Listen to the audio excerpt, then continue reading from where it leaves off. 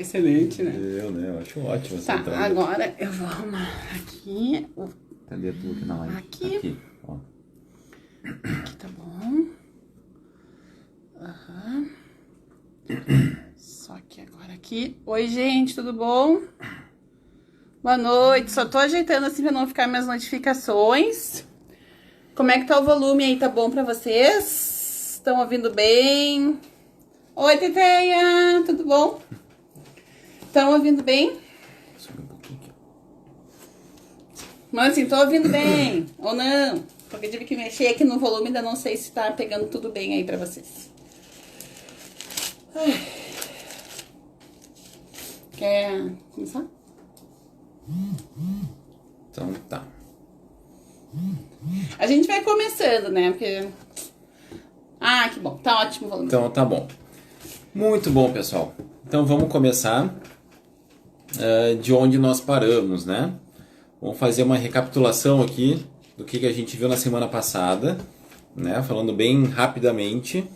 Então a gente está falando sobre Alma e Amaleque, né? Vão comentando aí se vocês lembram, não lembram, a gente pode repetir, tá? Então a gente está falando de Alma e Amaleque e eles pregando, ensinando para as pessoas que moravam na cidade de Amonia, tá? Então eles estavam lá ensinando, lembra que tinha os advogados, os juízes, a Dani falou muito, né, bem Dos advogados? de como ela não gosta dos advogados. Não! Ai, que horror! Nada a ver, isso vai ficar registrado. Não, é tudo brincadeira, tá Ai, eu registrado isso também. adoro os advogados. Então, e tinha um advogado lá principal, né, um promotor, até uma pessoa comentou aqui, que era Zezron, né? Zezron, ele era um cara muito ativo ali, né? E estava tentando pegar a Alma e a Amaleque em mentiras para poder usar a lei para mandar matar eles, né? Ou prender, ou fazer alguma coisa de ruim com eles, tá? Então a gente vai seguir a história de Alma e Amaleque ensinando para o povo ali em Amonia, certo?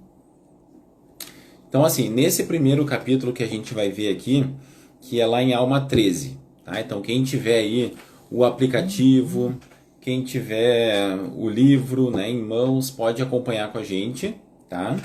Então a gente vai mais ou menos dizendo onde a gente está falando ali para dar andamento na história.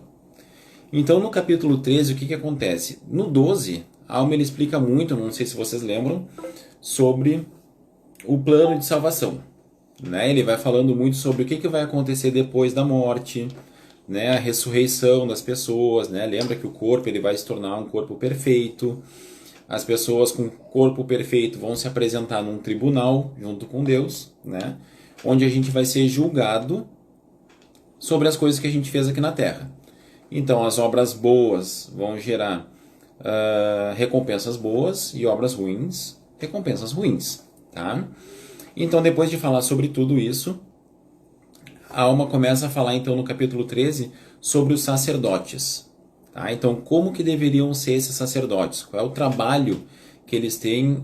E mais ainda, né, e talvez mais importante, como que esses homens foram chamados? Né?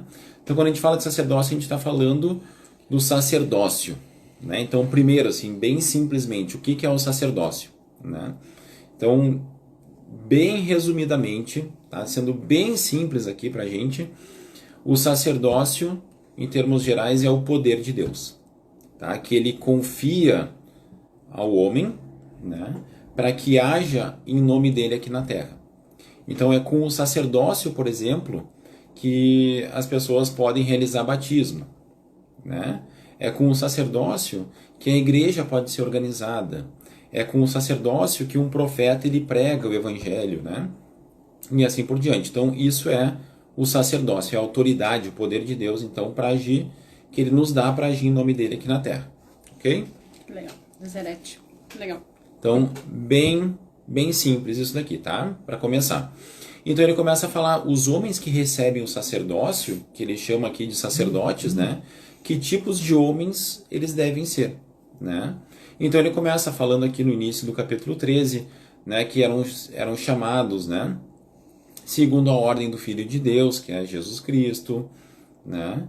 E aqui ele fala, no versículo 2, para que serve esse sacerdócio, né? Então ali ele fala, né, que os sacerdotes eram ordenados de um modo que permitisse ao povo saber como esperar pelo seu Filho, né, ou Jesus Cristo, para receber a redenção. Então esse é o grande papel, o grande trabalho de alguém que possui o sacerdócio, é ensinar, né, é ajudar as pessoas a enxergarem um pingo de esperança, né, e essa esperança ela é em Cristo, tá bom? E daí ali no versículo 13, então, é falado um pouquinho sobre como eles são chamados, tá? Então a gente vê ali no versículo 3 dizendo, foram ordenados, né? Primeiro, chamados e preparados desde a fundação do mundo. Vamos lá, vamos elencar aqui, né? Segundo, por causa de sua grande fé e boas obras, tá? Tendo escolhido o bem e exercido uma fé muito grande, tá? Então é basicamente isso que precisa para ser um sacerdote, né? O que ele está falando. Então vamos falar sobre cada um deles, né? Chamados e preparados desde a fundação do mundo. O que significa isso? Existe um ensinamento, né, que é muito bem descrito na Bíblia, né, e aqui é reforçado também, da pré-ordenação. Tá? Isso é muito diferente de predestinação. Tá? Nós não acreditamos no destino. Tá? O que significa isso? Muitas pessoas acreditam o quê? Que as pessoas nascem aqui e tomam as ações de acordo com o seu destino. Né? Então, o meu destino foi casar com a Dani. O meu destino foi, né? O meu destino foi estar aqui agora falando nessa live. Eu fui destinado a... Então, assim, não importa o que eu escolha, na verdade eu não estou escolhendo, foi o destino. Né? Então, tudo é obra de um acaso, de alguém que decidiu por mim as coisas, e eu só estou aqui caminhando num trajeto que já foi decidido por mim. Né? Então, na verdade, isso é muito diferente de pré-ordenação. O que é pré-ordenação? Nós recebemos designações ou papéis, né, lá antes de a gente vir morar aqui, antes de a gente nascer aqui na Terra. Tá? Então, a gente recebeu algumas ordenações, a gente foi designado para algumas coisas, para desempenhar alguns papéis, fazer algumas obras, tá? Mas isso tudo vai ser cumprido de acordo com a nossa obediência ou com as nossas escolhas, tá? Então tudo isso depende, na verdade, de nós. Então é muito diferente de destino, né? Então nós fomos talvez chamados para desempenhar uma função, um papel, mas aqui eu vou conseguir desempenhar isso ou não dependendo das minhas escolhas. Tá? E a gente vai ver um pouquinho mais aqui, que tem uma outra escritura que fala sobre isso. Vai dar para entender um pouquinho melhor sobre o que é isso, né? Qual é a diferença de tu ter um destino, né? Então, um caminho já todo pronto, traçado, e tu não consegue fugir daquilo ali, porque aquilo obrigatoriamente vai acontecer, né? Uhum. E, ok, tu ter um papel, uma função, mas ainda assim ela tá atrelada às tuas escolhas, o teu poder de escolher. Exatamente, perfeito. Então aqui, tanto que ele fala aqui, né, nesse mesmo versículo ele diz, né, sendo primeiramente livres para escolherem o bem ou o mal, portanto, tendo escolhido o bem, né, então o que ele fala aqui? Que essas pessoas que já foram ordenadas, né, pré-ordenadas, elas nasceram aqui e podiam escolher, né, fazer o bem ou o mal. E acabaram escolhendo em fazer o bem. Né? E junto com isso, a fé, né, dessas pessoas, uma fé muito grande, diz aqui, né? Então são chamados com uma santa vocação. E suas boas obras. E suas boas obras, exatamente. Até porque a gente aprende, né, que fé sem obras, ela é morta. Né? Então não adianta eu dizer assim, eu acredito, né, que é verdade. Né? Na verdade, a fé exige o quê? Que tu acredite, sim, mas que tu haja demonstrando essa crença. Tá? Então, é dessa forma que eles foram ordenados, que foram chamados para cumprir esse papel. Tá? E ali no 4 e no 5, ele fala um pouquinho mais, né? E diz, e assim foram chamados para esse santo chamado, enquanto outros rejeitaram o Espírito de Deus devido à dureza de seu coração e cegueira de sua mente. Porquanto, se não tivesse sido por isso, poderiam ter recebido tão grande privilégio quanto seus irmãos. Ou, em resumo, no princípio, achavam-se na mesma posição. O que seus irmãos. Assim eles são chamados para... Então tá. Então aqui ele está falando o quê? Pô, tava todo mundo no mesmo nível. Todo mundo chega aqui na Terra com o mesmo nível. Com as mesmas oportunidades, né? Na mesma condição. Não mesma oportunidade de condição. Vou discordar Explica ao vivo melhor, aqui. então. O que eu acho? Na verdade, todo mundo nasce aqui na Terra podendo escolher se quer fazer a coisa certa ou errada. É isso. Cada um dentro do condição. cada um dentro do seu nível, cada um nas suas situações de vida, né? Umas mais difíceis, talvez, outras mais fáceis, né? E assim por diante. Porém, todos podem escolher fazer o certo ou o errado. Né? Isso aí, vamos combinar que ninguém é forçado, né? Salvo raríssimas exceções, mas assim, tu pode escolher fazer o certo ou o errado, né? É uma opção tua. Tu talvez ceder à pressão de alguém, né? E fazer alguma coisa errada, enfim. Acho que salvo raríssimas exceções, tu tem consciência mesmo que talvez forçado por uma situação a fazer alguma coisa certa ou alguma coisa errada. É que o Maurício é muito mais literal que eu. Quando eu falo assim, nascemos nas mesmas condições e oportunidades, é exatamente isso. A gente nasceu todo mundo na mesma condição de escolher. Né? Claro que a gente não nasce todo mundo igual, né? Não nasce todo mundo com o mesmo nível social, econômico, não é isso que eu tô dizendo. Mas a gente nasce na mesma condição de escolher, né? Independente da família que eu nasça, do país que eu nasça, né? E também eu acredito assim eu falei em questão de condição, né? E também oportunidades, né? Eu também sei que não são as mesmas oportunidades que todos recebem ao longo da vida, mas essas oportunidades que o Senhor, que o Pastor Shaw nos deu, né? A gente tem elas, né? Então isso é para mim, no meu entendimento, dentro das nossas diferenças, que a gente também já vem com elas, a gente tem as mesmas condições e as mesmas oportunidades. Isso aí. É a mesma coisa. Muito bem. E daí acho que ela colocou, né? Independente da situação de vida, sempre temos a opção de fazer o certo. É exatamente isso, tá? Então, depois ali no 10 ele começa a falar um pouquinho mais, né? Tornaram-se sumos sacerdotes de Deus, graças à sua grande fé e arrependimento. A gente já falou bastante sobre isso, né? Arrependimento e sua retidão perante Deus, preferindo arrepender-se e praticar a retidão a perecer. Né? Então aqui, de novo, né? A gente sempre erra. Né? A gente está sempre fazendo alguma coisa errada, seja um pensamento errado, seja uma ação, seja alguma coisa que a gente fala. O problema não é o errar, o problema é a gente se manter nesse erro e às vezes até com orgulho, né? Não, eu erro, eu faço assim mesmo porque eu acho que tem que ser assim, né? Então, na verdade, a gente tem que estar constantemente se arrependendo, né, do que a gente está fazendo de errado. Então ele fala de um processo de purificação. Aqui ele chama de santificados, né? E as vestimentas branqueadas pelo sangue do Cordeiro. O que significa isso, né? Que a gente já falou antes também, com a expiação de Cristo que limpa os nossos pecados. Isso que quer dizer nas Escrituras, né? Com as vestimentas sendo branqueadas, sendo purificadas, sendo limpas, né? Os nossos pecados sendo limpos e purificados. Tá? Isso é bem simbólico, né? Porque assim, como é que uma coisa vai ser branca com sangue, né?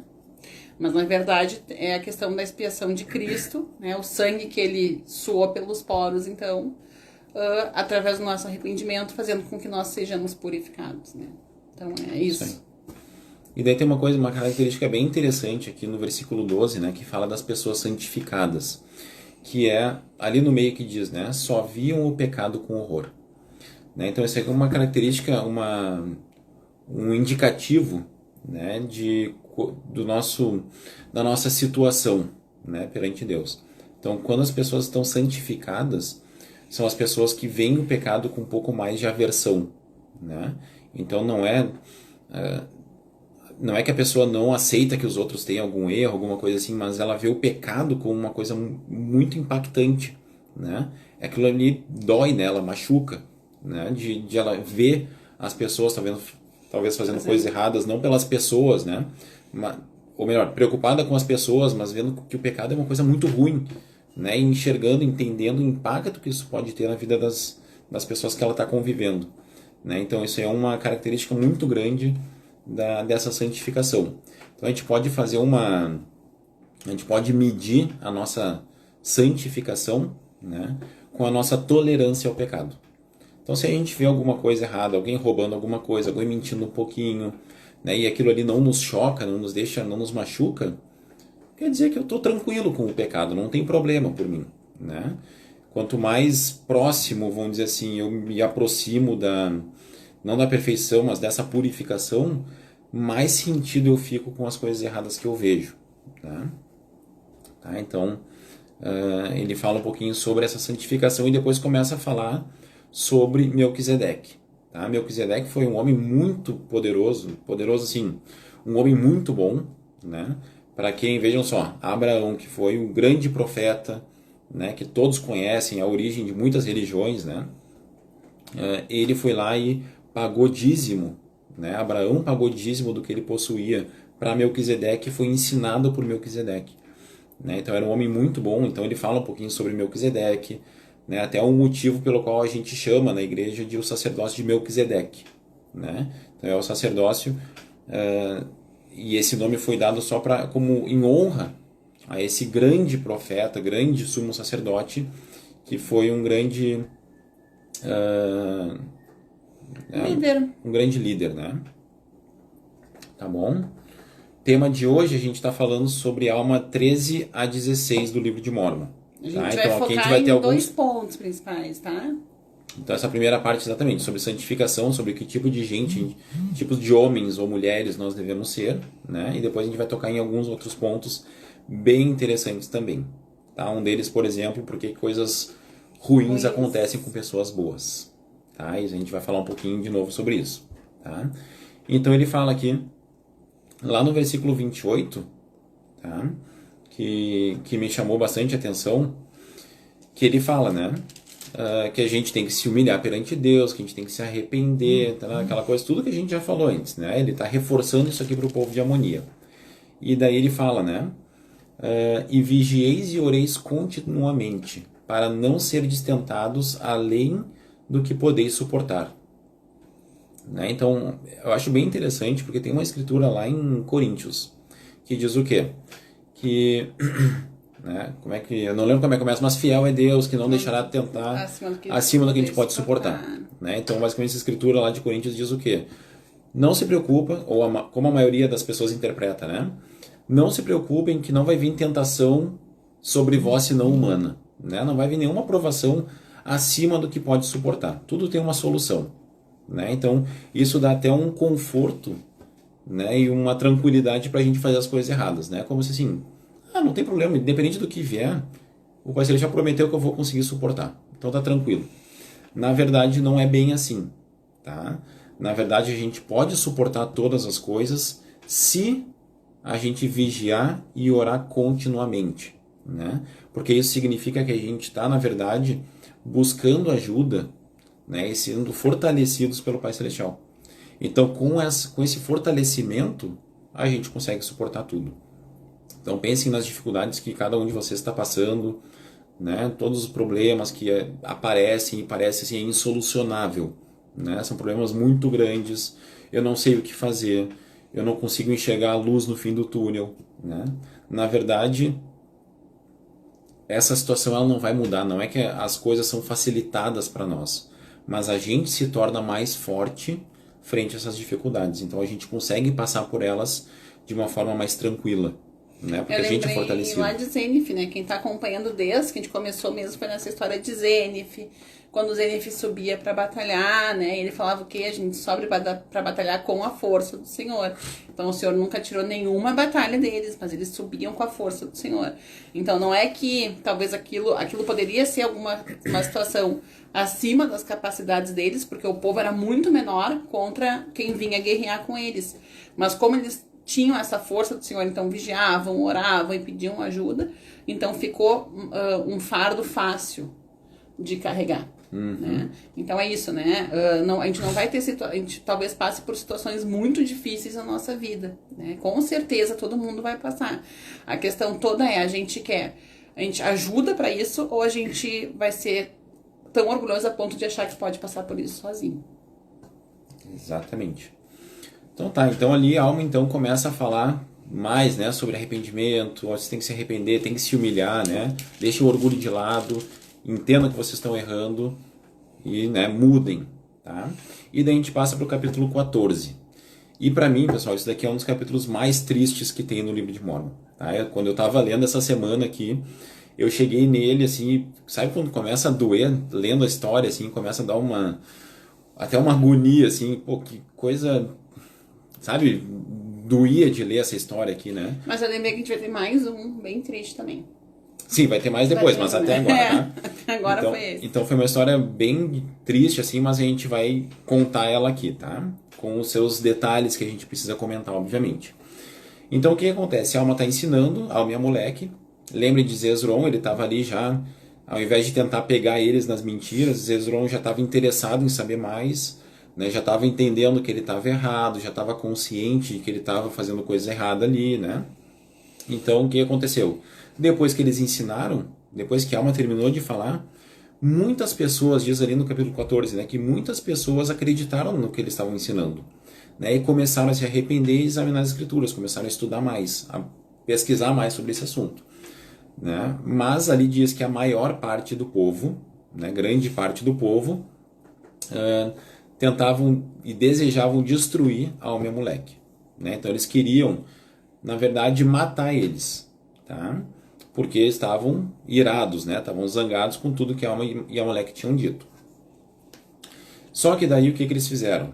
Amarraram eles e levaram até o juiz supremo, né? E disse, olha, esses dois aqui, juiz supremo ali de Amonia, né? Daquela terra essa, quer dizer, da terra de Amonia, né? Isso, aquele juiz supremo, então chegaram lá na frente dele e disseram, olha, esses dois aqui, os caras estão dominados pelo diabo. Estão falando aqui que a cidade vai ser destruída, que a gente tem que se arrepender, que nós somos inimigos, está falando mal dos advogados, está falando mal dos juízes, né? Estão falando um monte de coisa aqui, acho que a gente tem que fazer alguma coisa com eles. E Zedron, ele viu aquilo que estava acontecendo, né? A revolta do povo, e ele começou a dizer, olha, na verdade eu sou o culpado, né? Fui eu que causei essa situação aqui. Na verdade eles são inocentes, eles não fizeram nada, né? Então começou a interceder por eles. E o que o povo começou a dizer? O quê? Tu também está dominado pelo diabo, só pode. Né? E começaram e cuspiram nele e expulsaram ele do meio do povo. Né? Então Zezron estava arrependido pelo que tinha feito, porque ele sabia o mal que ele tinha causado ali. Ele tentou ajudar, mas o povo já estava tão duro que acabou expulsando ele de lá. Tá? E daí pegaram todas as pessoas, e aí começa a ficar bem triste a história, né? Pegaram todos ali do povo que acreditaram nas palavras deles e apedrejaram, né? Trouxeram para perto do povo ali para serem apedrejados pelos juízes e advogados e os demais que tinham endurecido o coração deles, né? Então apedrejaram eles e, pior de tudo, né? Pegaram os filhos e as mulheres desses homens, né, que estavam sendo apedrejados, e junto com as escrituras que eles tinham e registros, e jogaram no fogo, né? E mataram essas pessoas, então, esses inocentes ali, né? Para quê? Para debochar do poder de Alma e Amoleque, né? E disseram assim, olha, vocês não são poderosos? Eles fizeram a Alma e a moleque assistir. E fizeram os dois assistir o que estava acontecendo, né? Então eu fico me pensando assim, me colocando no lugar de Alma e de Amoleque, né? Tu tá ali ensinando e daqui a pouco, por né, pela dureza do pessoal, começam a jogar numa fogueira mulheres e crianças para matar eles, né? Porque tu tá tão orgulhoso dos teus, né? Tu tá tão orgulhoso e tão crente que tu tá fazendo a coisa certa, que qualquer pessoa que denuncia, né, e tenta te ajudar a entender que tu tá errado, tu condena ela, né? Então, olha o tamanha, não sei nem a palavra para isso, né, mas bem ruim assim. Descrever. E daí eu fiquei imaginando hoje, quando a gente conversava com as crianças sobre isso, aí eu olhava assim, o Beira, Alice, a Cacá, me deu uma dor de pensar que poderia ser nós, né? Se a gente tivesse lá, Se a gente estivesse lá naquela época, ou se alguma coisa desse tipo acontecesse, né, hoje em dia no mundo, onde a gente fosse privado de exercer o nosso direito de adorar a Deus da nossa forma, né, ou de ensinar, ou de querer ensinar as pessoas, né, de alguma forma a viver melhores, né. Então me bateu assim uma dor no meu coração quando eu fiquei imaginando que poderia ser a gente. Não, bem triste. E daí eu fico pensando em Amoleque. Não sei se vocês lembram, Amoleque, ele era de Amonia, né? E a Moleque, ele era um homem influente lá dentro, ele tinha posses, ele era influente dentro da sociedade, né? Ali na cidade de Amonia. Então, assim, a Moleque se converteu, né? Ele aprendeu as coisas junto com a Alma e saiu para ensinar. E estava ensinando para o povo, então, dele, né? Na cidade dele. É como eu saí aqui em Porto Alegre, né? Sair na rua e começar a ensinar as pessoas aqui, né? Então, muito provavelmente, a Moleque, ele estava vendo amigos, conhecidos, talvez parentes, né? Alguém ali dessas pessoas sendo mortos por esses caras, né? Ou então ele viu alguns amigos deles, né? Algumas pessoas que ele conhecia matando essas pessoas. E aí, Dantas, tudo bom? Muito bom, seja bem-vindo aqui entre nós. Aqui é outro papo, Dantas. Aqui é outro assunto, Mas tá ligado, viu? Tá ligado, com a tá nossa ligado. saúde Nossa saúde mental, Exato. espiritual. E a gente vai falar sobre isso também, tá? A gente vai falar um pouquinho sobre como o nosso espírito e a nossa mente afeta o nosso corpo. Né? E afeta bastante, né? A gente vai ver a história até de Zezron aqui, como é que conclui, tá? Deixa eu só falar uma coisa. Eu não sei, não diz em nenhum lugar aqui que a Moleque tinha filhos ou não, né? Mas se ele tivesse filhos, será que eles não estavam lá naquela fogueira? Os filhos, a esposa? Não sei. Não diz em nenhum lugar, assim, mas a coisa ela é muito triste, a cena é horrorosa, assim, é uma cena triste mesmo, né? De imaginar. E isso faz parte da nossa história, né? É a história da construção do nosso povo. Exatamente. Então, assim, o que aconteceu? A Moleque vendo isso, né? E ele disse, cadê aqui? Sofreu e disse a Alma, né? Ali no versículo 10. Como podemos testemunhar essa cena horrível? Estendamos, pois, a mão e exerçamos o poder de Deus que está em nós e salvemos-las das chamas. Então, o que a Moleque disse? Olha, vamos estender a mão aqui, vamos acabar com essa história, porque não dá para ficar presenciando uma cena tão terrível, né? E daí a Alma disse o que para ele? O Espírito me constrange a não estender a mão, né? Então, ali a Alma estava dizendo o que para a Moleque? Olha, a gente não pode mudar, interferir o que está acontecendo aqui, por pior que seja, né? Por mais triste que seja.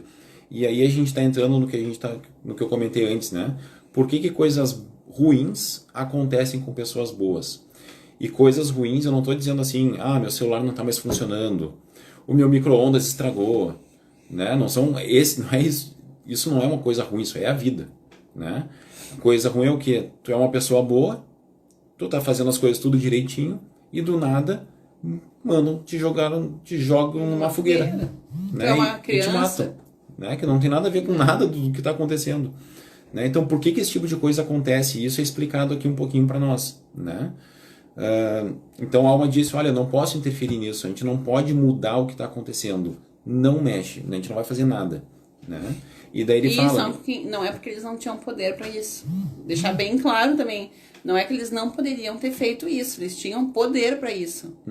Né? A questão toda é tu não poder interferir no que está acontecendo, na situação, né? E no arbítrio daqueles que decidiram praticar aquilo ali. Exatamente. Então, o que a Alma fala para a Moleque, né?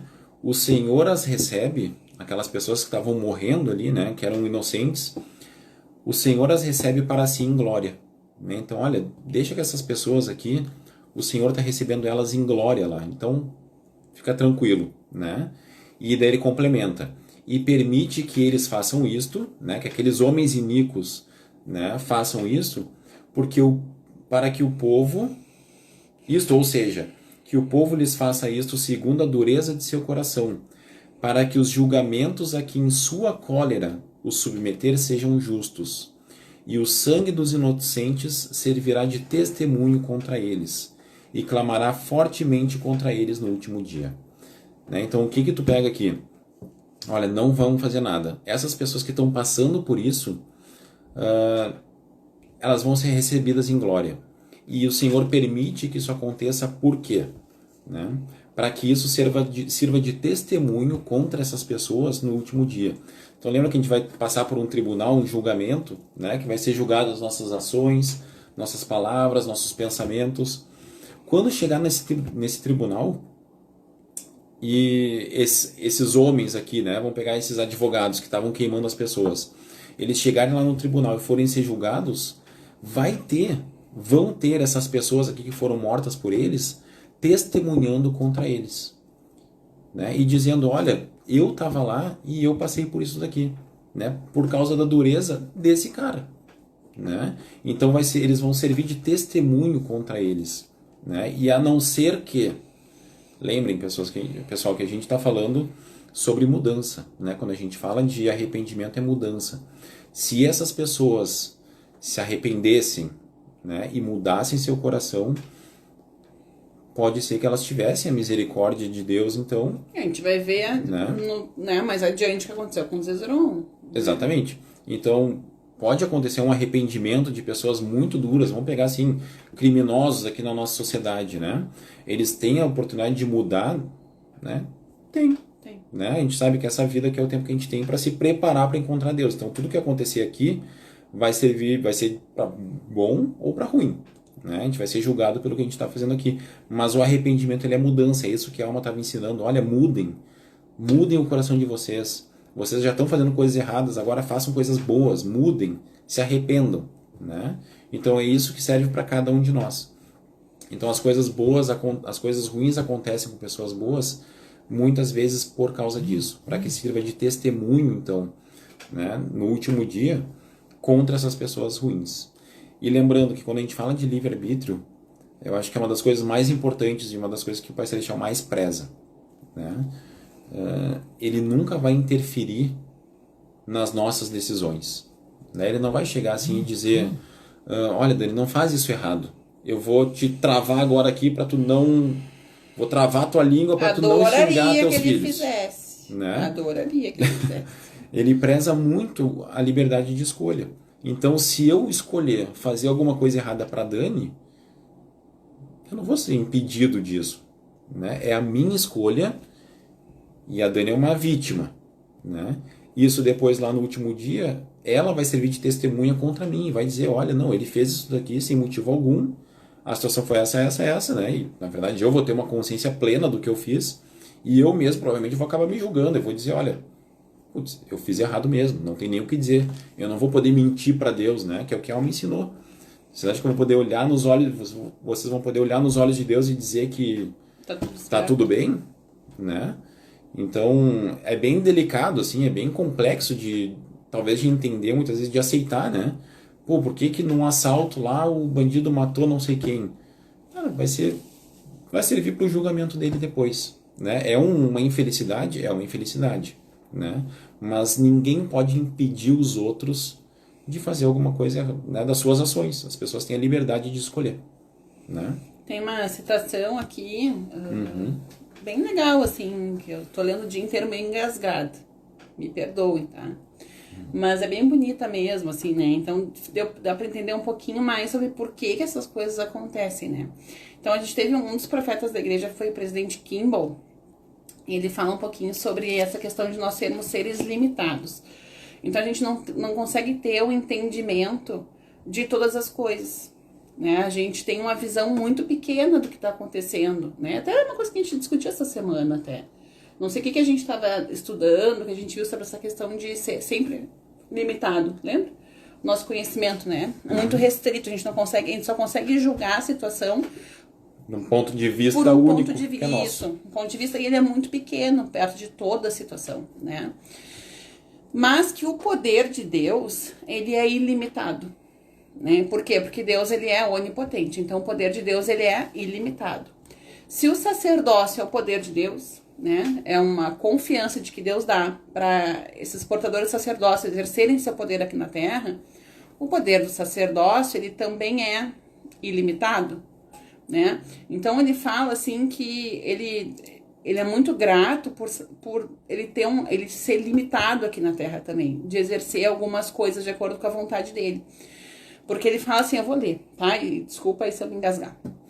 Mas é bem bonita, tá? A citação. Então, assim, o Senhor poderia ter evitado essas tragédias, essa aqui, desse povo, e pensem na tragédia que vocês quiserem pensar, né? As crianças que são abusadas, né? Bebezinho. Aqui a gente teve casos recentes aqui no sul de criança sendo morta, né? por pai, mãe, madrasta, né? Então o Senhor poderia ter evitado? É claro que sim, né? Ele diz que a resposta ela é afirmativa.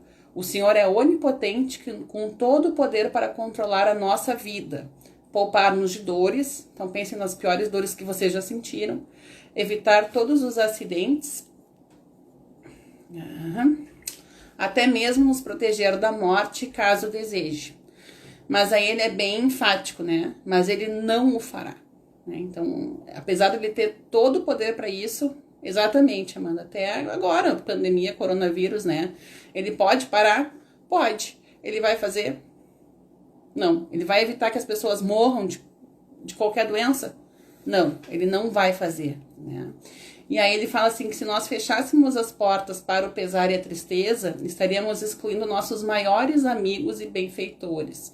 O sofrimento pode transformar as pessoas em santos à medida que aprendem paciência, longanimidade e autodomínio. E aí ele fala um pouquinho, né, sobre várias situações que se ele tivesse essa oportunidade de parar naquele momento e mudar a trajetória, talvez ele tivesse feito, né? Então ele fala um pouquinho, a gente falou aqui de Abinadi, né, que Abinadi também morreu de uma forma bem trágica, né? Se ele tivesse lá assistindo Abinadi, ele teria parado aquilo ali, né? Mas que talvez aquilo ali privasse então Abinadi de receber todo o galardão que ele recebeu por ter sido martirizado. Então ele fala assim de Joseph Smith, né? Se ele tivesse assistindo a morte de Joseph sendo morto na cadeia de Carthage, né? Ele talvez tivesse desviado as balas. Então ele vai falando aqui de várias situações até que ele chega na expiação de Cristo, né? E ele diz assim, com tal poder incontrolável, eu teria sido tentado a proteger Cristo da agonia do Getsemane, dos insultos, da coroa de espinhos, das arbitrariedades do julgamento, das agressões físicas. Eu teria cuidado de suas feridas, dando-lhe água refrescante em vez de vinagre.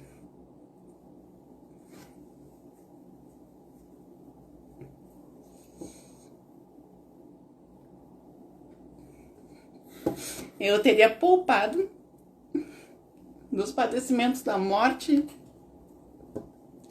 e o mundo, mas se ele fizesse isso, né? Então ele teria privado o mundo do dever de Cristo, né? Do maior presente que ele nos deu, que foi o sacrifício expiatório, né? Então ele teria talvez, apesar de talvez a gente ter vontade, toda vez que a gente lê, né, a história de Cristo e vê, apesar do que a gente acredita, né? Mas a gente entender que alguém foi tão sacrificado, né? Só porque queria lá pregar, né? Então, ver que que bateram nele, insultaram ele, e nem ali Deus interferiu, né? Nem naquele momento ali, Deus tem todo o poder, mas nem ali Deus interferiu. Porque se ele tivesse feito isso, ele teria privado o mundo, né, do sacrifício expiatório de Cristo. Então, até fiquei imaginando assim, se eu tivesse esse poder e visse meus filhos caírem no chão, né, e se machucarem, agora ali, perdeu um dentinho, né, e ficou com dor, né, então, quanto a gente pouparia eles, os nossos, e a gente já poupa eles bastante, né, mas o quanto mais a gente pouparia eles de crescerem com as adversidades da vida. E aí, ele termina dizendo, então, né, que diante do que nos parecem tragédias, né, devemos depositar nossa confiança em Deus, cientes de que, apesar de nossa visão limitada, seus desígnios não falharão. Então, a gente pode não entender, né, e talvez, realmente, assim, pra mim, eu não consigo entender algumas coisas, né, depois que eu virei mãe, assim, eu comecei a não entender muitas coisas, na verdade, né? Como é que alguém pode maltratar uma criança, judiar de um bebê, né? Como é que isso pode acontecer? Mas, nossa visão, ela é limitada, né? Então, a gente tem que ter uma confiança em Deus, né? E entender que, apesar disso, né? Dessas grandes tragédias, ainda assim, a gente tem que confiar que Deus não vai falhar. So sorry, pessoal. Mas eu sou assim. Obrigado. Então tá, seguindo a história aqui, né, com tudo que a alma então ensina para moleque, né, impedindo essa interferência, né, então a moleque disse para a alma, né, até provavelmente preocupado, né, no versículo 12 ali, Ele diz para a alma, eis que talvez eles também nos queimem, né? Eu vejo assim, talvez até o medo de Amulek, né? Pô, mas se a gente não parar isso, eles vão matar a gente também, vão nos queimar também, né? E daí a alma disse para ele, faça-se segundo a vontade do Senhor. E aqui está bem alinhado com o que a Dani acabou de falar para nós, né? Então a alma tinha essa confiança. Olha, deixa acontecer o que for da vontade do Senhor. Se for pra gente morrer aqui queimado, que seja desse jeito, né? Que seja assim. Mas ele fala para Amulek, né? Nossa obra, porém, não está terminada, portanto, não nos queimarão. Então a alma, ele sabia o que ia acontecer. Então o que fizeram?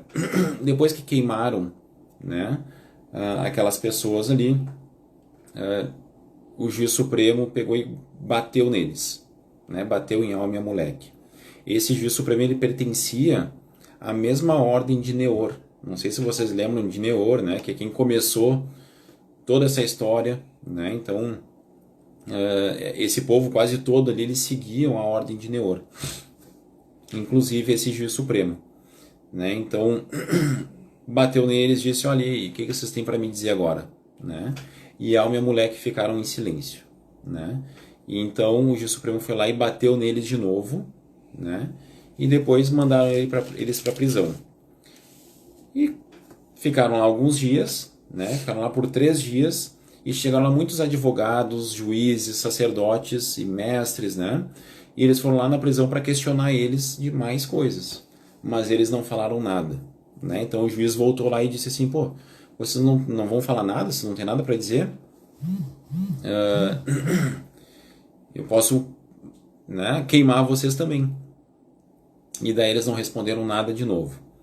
Então eles foram lá, saíram, voltaram no outro dia e bateram de novo neles, né? Juntou um grupo ali dos advogados, sacerdotes, né, e mestres, e bateram muito em Alma e Amulek. Deixaram eles sem comer, né? Sem comer e sem beber. Exatamente, deixaram sem comida, deixaram eles sem roupa na prisão. Humilharam assim no limite, né? Foi uma tortura ali, né? E bateram muito neles, né? E cuspiram e bateram e assim continuaram fazendo isso, né? E daí debochando, né? E assim, como é que a gente vai aparecer quando a gente for destruído, né? O que vocês têm para nos dizer sobre isso? Então, bateram muito neles. Acho bem interessante essa parte de ser destruído, porque isso vai retornar daqui a pouco. Porque a alma falou, o Deus, assim, eu vou tentar fazer uma associação meio grotesca que eu acho que não é verdadeira. Mas pelo que eu entendi, a Moni era uma grande cidade. Então seria como se chegasse alguém assim, não era talvez não tão grande quanto São Paulo, mas chegasse de repente uma cidade tipo São Paulo e falasse assim, mas Deus tem poder de destruir São Paulo num dia, né? Óbvio que a gente vai dizer, como assim? Uma cidade enorme, né? Vai destruir como, né? Então isso que a alma falou, né? Então por isso que eles iam lá e debochavam, e agora, né? Cadê o teu Deus que vai destruir a nossa cidade num dia? Cadê ele para te livrar, para te tirar daqui? Ele já não tirou aquelas pessoas da fogueira, cadê ele, né? Então esse foi o grande deboche. Exatamente. Então daí o juiz supremo debochando ainda diz, né? Pô, se vocês têm o poder de Deus, se livrem então dessas cordas e daí a gente vai acreditar em vocês, né? E depois de tanto apanharam muito, né?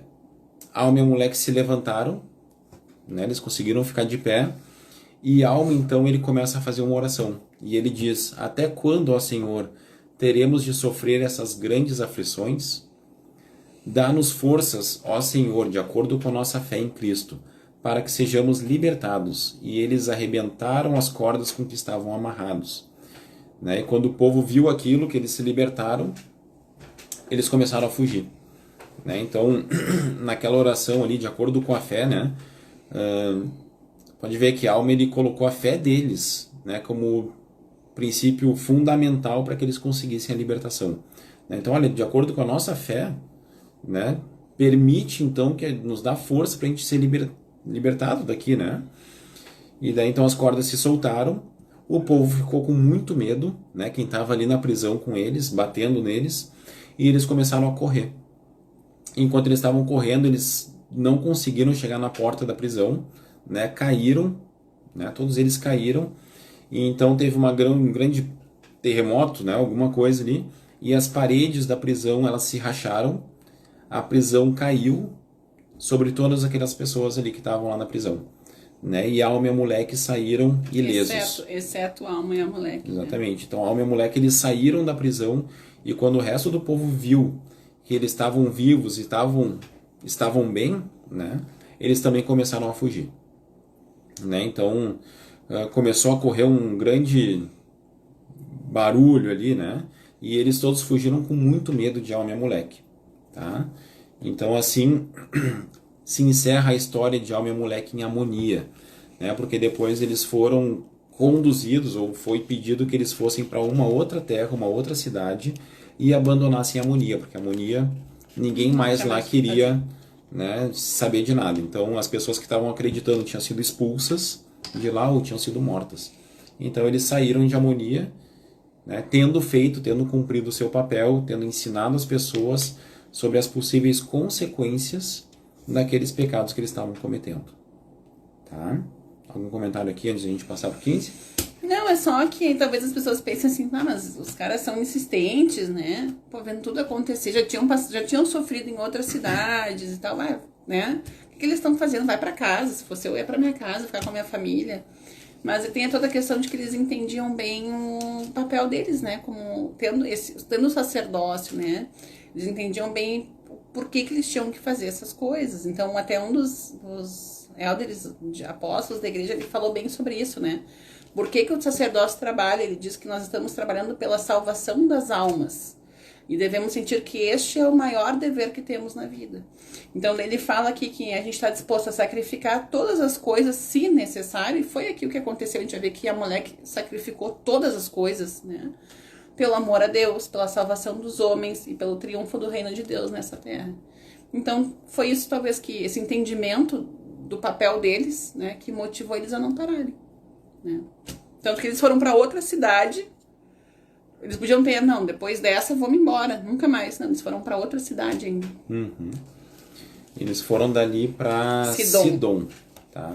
E quando eles chegaram lá, eles viram que tinham muitas das pessoas que tinham sido expulsas lá de Amonia, elas tinham chegado então nessa cidade de Sidom.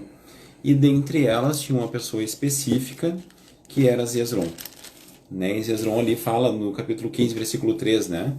Que ele estava com uma febre ardente causada por uma forte angústia mental que sua iniquidade lhe havia ocasionado. Né? Então aqui a gente vê o impacto que a nossa, daí tem uma médica aqui, né? O impacto que a nossa mente e o nosso espírito, né, pode causar no nosso corpo, né?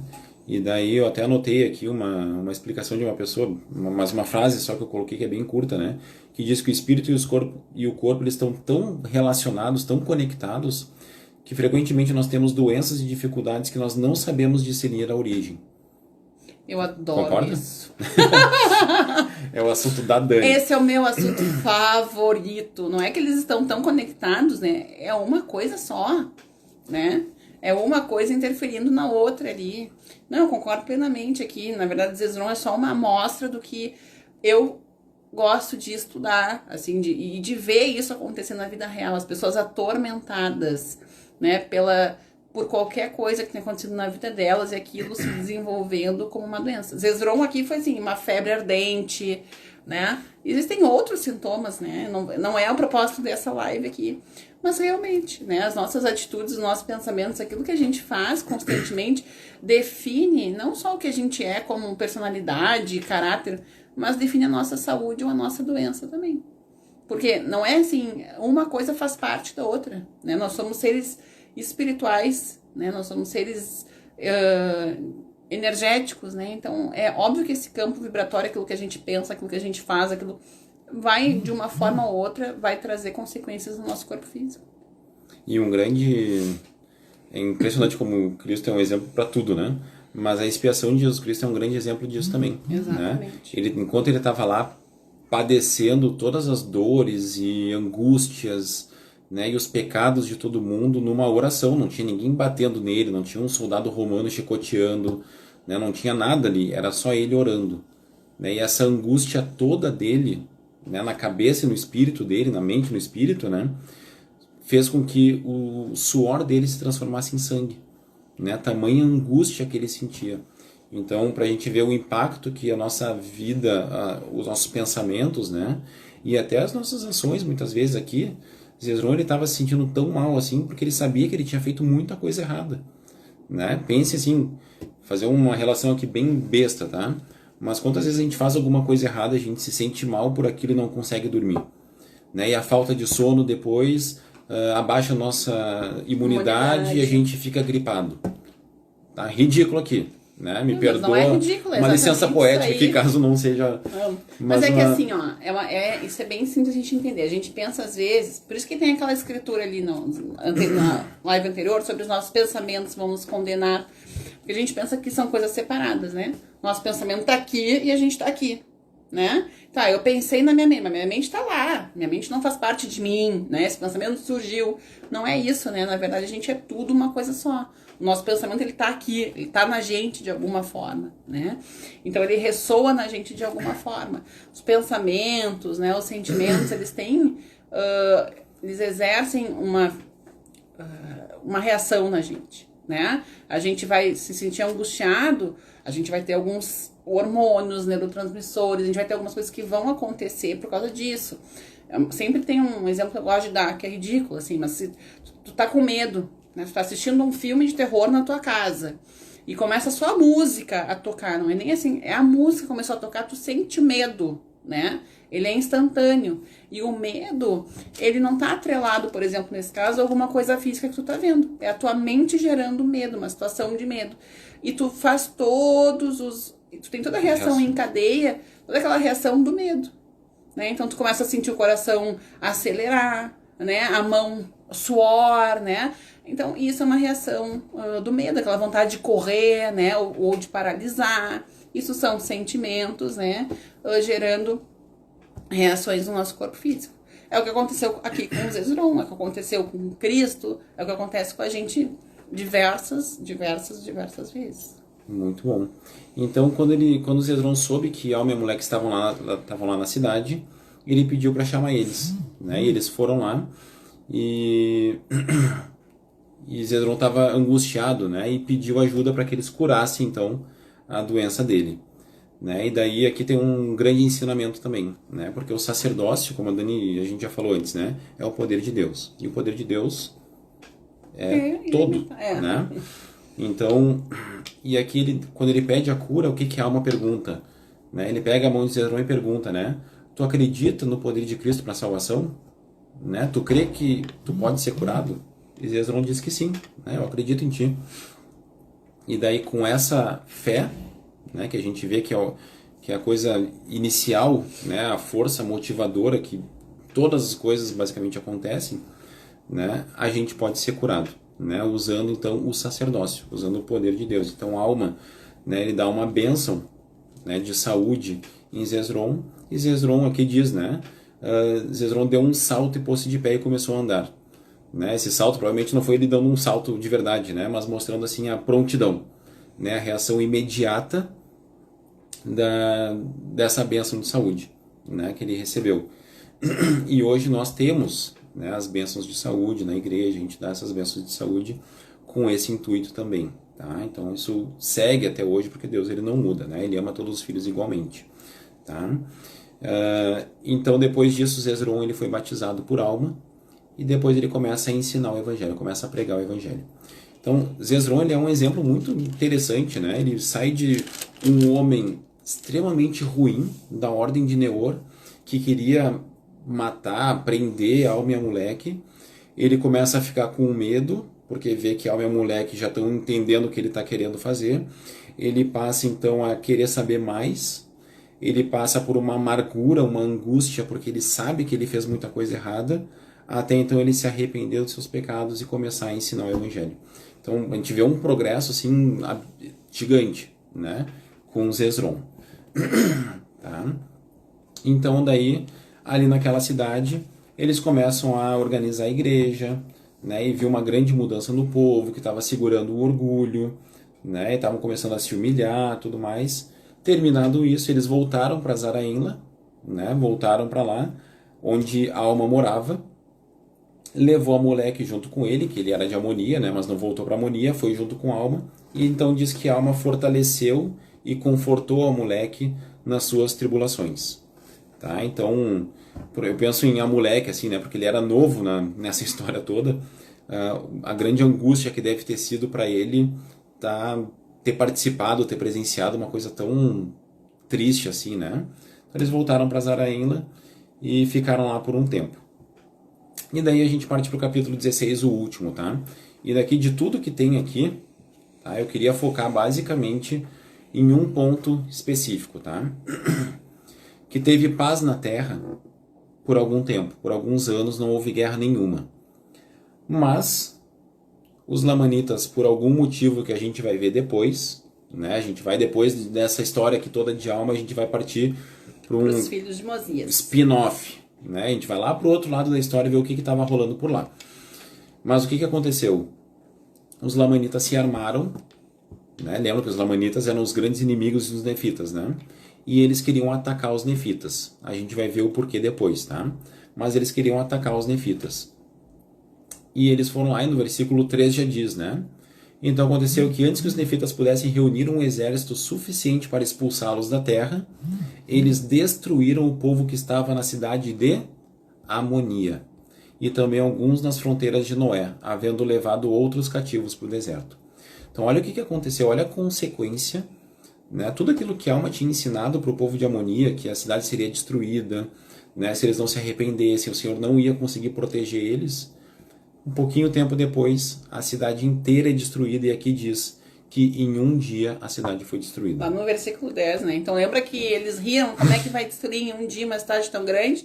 Aí diz bem que, e eis que em um dia, porém, ela ficou devastada. Exatamente. E diz assim, eu vou citar essa parte aqui, que também é dura, assim, né? É dura de ouvir. Mas só para mostrar para vocês o impacto, né, do que esse povo sofreu. Então lá no versículo 11 diz, né? Vamos no 10 ainda, né? Em um dia, porém, ela ficou devastada, e os cadáveres foram mutilados pelos cães e pelas feras do deserto. Entretanto, depois de muitos dias, seus cadáveres foram amontoados na face da terra e cobertos por uma camada fina de terra. E tão forte era o mau cheiro que o povo não ocupou a terra de Amonia por muitos anos. E foi chamada de Desolação dos Neores, pois eram da seita de Neor, os que haviam sido mortos. E suas terras permaneceram desoladas. Então olha tudo o que aconteceu com o povo de Amonia, porque eles não quiseram dar ouvidos às palavras do profeta. Né? Eles sabiam que podia acontecer, eles foram alertados muitas vezes, né? E ainda assim eles optaram, eles escolheram. Lembra que a gente falou, né? Todo mundo tem essa capacidade de escolher. Eles escolheram não fazer as coisas, não seguir o profeta, não se arrepender dos seus pecados, dos seus erros. Eles insistiram naquilo que eles sabiam que era errado no seu coração, né? E essa foi a grande consequência para todos eles, né? Então, depois disso, né, um dos militares ali dos nefitas, né, perguntou para o profeta: olha, Alma, aonde é que eu tenho que ir para encontrar essas pessoas que foram levadas, né, foram raptadas aqui, levadas cativas, né? O profeta foi lá, Alma perguntou para o Senhor e disse: olha, eles vão estar em tal lugar, vai para lá que tu vai encontrar eles. Então esse militar chamado Zorã foi lá com uma tropa, encontrou os lamanitas com quem eles tinham raptado, eles conseguiram expulsar os lamanitas e conseguiram rever todos aqueles homens que tinham sido sequestrados por eles, né? Então aqui mostra também a humildade desse